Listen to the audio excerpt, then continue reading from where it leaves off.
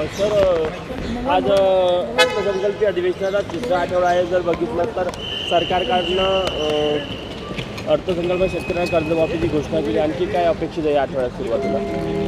या ठिकाणी सरकारने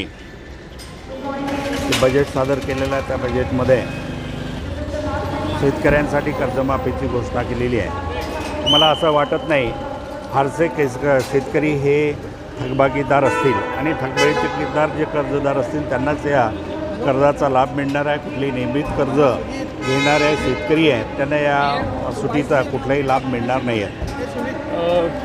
शिक्षकांच्या प्रश्नाला घेऊन वारंवार ते बिगर अनुदानित शाळांचे शिक्षक आहेत. त्या संदर्भात काही अधिवेशनाच्या अर्थसंकल्पामध्ये काही तरतूद शिक्षकेतर शिक्षकेतर कर्मचाऱ्यांच्या संदर्भामध्ये आमची नेहमी मागणी राहिलेली आहे की 6 फरवरी 2023ला जे शासनाने टप्पावाढ अनुदान देण्याच्या संदर्भात धोरण स्वीकारलं आणि त्यामध्ये ज्या शाळा किंवा तुकड्या अपात्र ठरल्या आणि टप्पावाढ अनुदानासाठी पात्र ठरल्या नाहीत त्या शाळांचं 24, 25, 26ला जर त्रुटीची पूर्तता केली असेल तर त्यांना टप्पावाढ अनुदान दिला पाहिजे.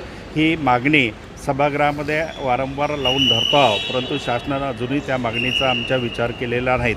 कर्मचाऱ्यांना जुनी पेन्शन मिळाली पाहिजे ही रास्त मागणी आम्ही रेटतो आहोत. पण सोबतच शासनाने जी काही योजना दिलेली आहे RNPS, NPS किंवा UPS या योजनेची कार्यप्रणाली अजूनही शासनाने या ठिकाणी जाहीर केलेली नाहीत. त्यामुळं 31 मार्च 26ला शिक्षकांना जो विकल्प द्यावा लागणार आहेत तो विकल्प देण्याच्या संदर्भात आणि पेन्शन योजनेच्या माध्यमातून काय मिळणार आहे स्पष्ट न झाल्यामुळे सर्व महाराष्ट्रातील शिक्षक या ठिकाणी संभ्रमावस्थेमध्ये आहेत. काल टीम इंडियाने वर्ल्ड कप जिंकला, शुभेच्छा.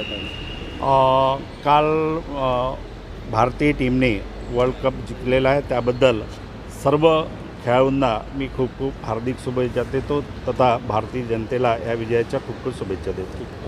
महाविद्यालयाचे न्यायाधिकरणाचे अनेक पदं म्हणजे खरं तर रिक्त आहे. तुम्ही तरी मागणीसुद्धा केली होती या अनुषंगाने. विदर्भामध्ये जी महाविद्यालय आहेत आणि त्या महाविद्यालयामध्ये कार्यरत जे कर्मचारी आहेत त्यांच्या कुठलेही प्रश्न निर्माण होतात त्यावेळेस त्यांना दाद मागण्यासाठी महाविद्यालयीन न्यायाधिकरणाकडे जावं लागतं.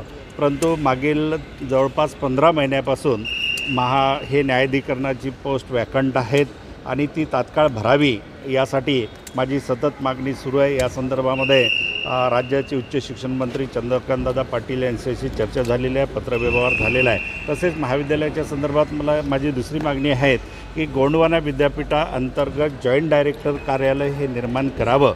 या संदर्भामध्ये गोंडवाना विद्यापीठ जागेची उपलब्धता करून द्यायला तयार आहे. चंद्रपूर आणि गडचिरोली या 2 जिल्ह्यासाठी स्वतंत्र सहसंचालक कार्यालय निर्माण करावं यासाठी सुद्धा उच्चतर शिक्षण मंत्र्याकडे माझा पाठपुरावा सुरू आहे आणि या संदर्भात मंत्री महोदयसुद्धा पॉझिटिव्ह असल्याचं मला दिसून येतं. पेपर लीक प्रकरण खूप गाजत आहे, काय मागणी नाही? आज संपूर्ण महाराष्ट्रामध्ये शासनाने काफीमुक्त अभियानामध्ये परीक्षा व्हाव्यात त्यासाठी सर्व शाळांमध्ये CCTV लावणं हे बंधनकारक केलेलं चांगली बाब आहे. कॉफीमुक्त वातावरणात परीक्षा व्हाव्या या मताचे आम्ही आहोत. परंतु या ठिकाणी कुठेतरी कोचिंग क्लासेसवाले आणि संस्थाचालक यांच्या माध्यमातून पेपर फोडल्या जात आहे ही फार मोठी शोकांतिका आहे. या संदर्भात सखोल चौकशी करून दोषी असेल त्यांच्यावरती कारवाई करावी.